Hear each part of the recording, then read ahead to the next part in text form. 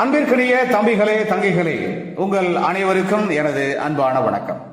ஒவ்வொரு திருக்குறளின் மேன்மையான கருத்துக்களை இவ்வுலகெங்கும் வாழுகின்ற மாணவ மாணவியராகிய தாங்கள் அனைவரும் தெளிவாகவும் சிறப்பாகவும் அறிந்து உணர்ந்து உன்னதமான மேன்மையான ஒவ்வொரு திருக்குறளையும் அதில் சொல்லப்பட்டுள்ள உன்னதமான உயர்வான கருத்துக்களையும் நீங்கள் உங்களது தேர்வுகள் எழுதுவதற்கும் அதே சமயத்திலே அந்த மாண்புமிக்க மேன்மை தாங்கிய கருத்துக்களை கொண்டு உங்களுடைய வாழ்க்கை பயணத்தை, வாழ்க்கை பாதையை செம்மையாகவும் அன்புடனும் அறத்துடனும் மற்றும் ஆக சிறந்த அனைத்து விதமான திருக்குறளில் சொல்லப்பட்டுள்ள பண்பு நலன்கள் உடனும் அமைத்துக் கொள்ள உதவுவதே இந்த கருத்தாக்கத்தினுடைய நோக்கமாகும். அந்த முயற்சியிலே இன்று நாம் எடுத்துக்கொள்ளும் திருக்குறள் எண் 301. அறத்துப்பாலிலே துறவரவியலிலே வெகுளாமை என்கின்ற அதிகாரத்திலே அமைய பெற்றுள்ள அந்த திருக்குறள், செல்லிடத்து காப்பான் சினம் காப்பான், அல்லிடத்து காக்கின் என் காவாக்கால் என். செல்லிடத்து காப்பான் சினம் காப்பான், அல்லிடத்து காக்கின் என் காவாக்கால் என். நாம் இப்பொழுது இந்த திருக்குறளின் வார்த்தைகளுக்கு தனித்தனியாக பொருள் காணலாம். செல்லிடத்து காப்பான் சினம் காப்பான் என்றால் தனது கோபம் செல்லும் இடத்தில் அந்த கோபத்தை செலுத்தாமல் தன்னை காப்பாற்றிக் கொள்பவனே சினம் காப்பான் என்று அழைக்கப்படுவான். அல்லிடத்து என்றால் தனது கோபம் பலிக்காத இடத்தில், செல்லாத இடத்தில், காக்கின் எண் காவாக்கால் எண் என்றால் அந்த கோபத்தை செலுத்தாமல் தன்னை காப்பாற்றி கொண்டால் என்ன, காப்பாற்றி கொள்ளாவிட்டால் என்ன. அதாவது தனது கோபம் செல்லும் இடத்தில் அந்த கோபத்தை செலுத்தாமல் தன்னை காப்பாற்றி கொள்பவனே சினம் காப்பவன் என்று அழைக்கப்படுவான். தனது கோபம் பலிக்காத இடத்தில் அவன் தனது கோபத்தை காப்பாற்றி கொண்டால் என்ன, காப்பாற்றி கொள்ளாவிட்டால் என்ன என்பது இந்த திருக்குறளின் அற்புதமான கருத்தாகும்.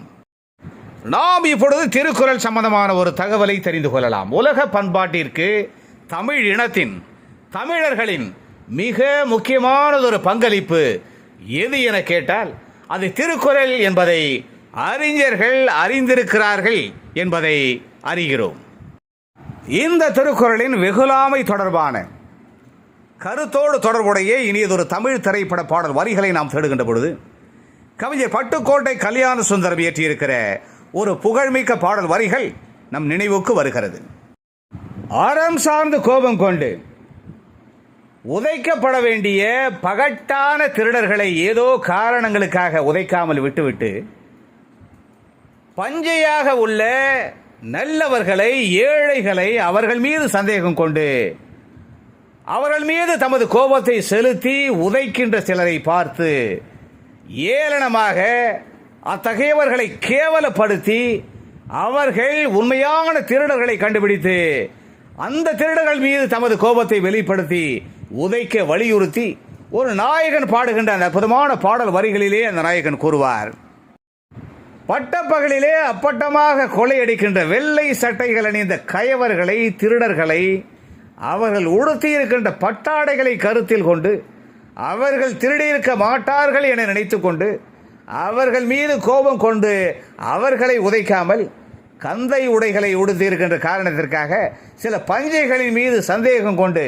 அவர்கள்தான் திருடியிருக்க வேண்டும் என்று அவர்கள் மீது கோபம் கொண்டு அவர்களை உதைத்தால் கேள்வி இல்லை என்ற கருத்தில் அறம் இல்லாமல் அதை நிரபராதிகளை கோபத்துடன் உதைப்பது எந்த விதத்தில் நியாயமாகும் என்று அந்த நாயகன் அந்த சிலரின் அறமற்ற கோபத்தினை கேவலப்படுத்தி பாடுகின்ற அந்த புகழ்மிக்க பாடல் வரிகள் இடம்பெற்ற திரைப்படம் 1957 ஆண்டு வெளிவந்த சக்கரவர்த்தி திருமகள்.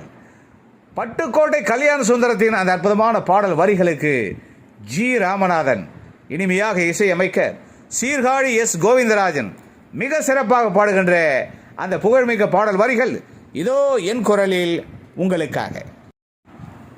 பட்டப்பகல் திருடர்களை பட்டாடைகள் மறைக்குது, பட்டப்பகல் திருடர்களை பட்டாடைகள் மறைக்குது, ஒரு பஞ்சையை தாய் எல்லாம் சேர்ந்து திருடன் என்றே உதைக்குது, ஒரு பஞ்சைத்தான் எல்லாம் சேர்ந்து திருடன் என்றே உதைக்குது. பட்டப்பகல் திருடர்களை பட்டாடைகள் மறைக்குது. ஒரு பஞ்சைத்தான் எல்லாம் சேர்ந்து திருடன் என்றே உதைக்குது. ஒரு பஞ்சைத்தான் எல்லாம் சேர்ந்து திருடன் என்றே உதைக்குது. எனவே அன்பு தம்பிகளே, தங்கைகளே, தனது கோபம் செல்லும் இடத்திலே அந்த கோபத்தை செலுத்தாமல் தன்னை காப்பாற்றிக் கொள்பவனே சினங்காப்பவன் என்று அழைக்கப்படுவான். தனது கோபம் பலிக்காத இடத்தில் அவனது கோபத்தை அவன் செலுத்தாமல் காப்பாற்றி கொண்டால் என்ன, தன்னை காப்பாற்றி கொள்ளாவிட்டால் என்ன என்கிற இந்த திருக்குறளின் வெகுளாமை தொடர்பான அருமையான கருத்தினை தெளிவாக அறிந்து உணர்ந்து நாமும் வாழ்க்கையிலே கோபம் கொள்ளாமல் நம்மை காப்பாற்றி கொண்டு சிறப்பாக செயல்பட்டு வாழ்விலே புகழையும் மேன்மையையும் அடைவோம். மீண்டும் ஒரு இனிய திருக்குறள் எண் 302. அந்த திருக்குறளின் பொருளோடு தொடர்புடைய இனியதொரு தமிழ் திரைப்பட பாடல் வரிகள், திருக்குறள் சம்பந்தமான சில தகவல்கள் ஆகியவற்றோடு நாம் விரைவில் மீண்டும் சந்திக்கலாம். அதுவரை அன்பு வணக்கம் கூறி விடைபெற்றுக் கொள்வது உங்களுடைய அன்பு அண்ணா முனைவர் கா. சிவசங்கர். மீண்டும் சந்திப்போம். நன்றி, வணக்கம்.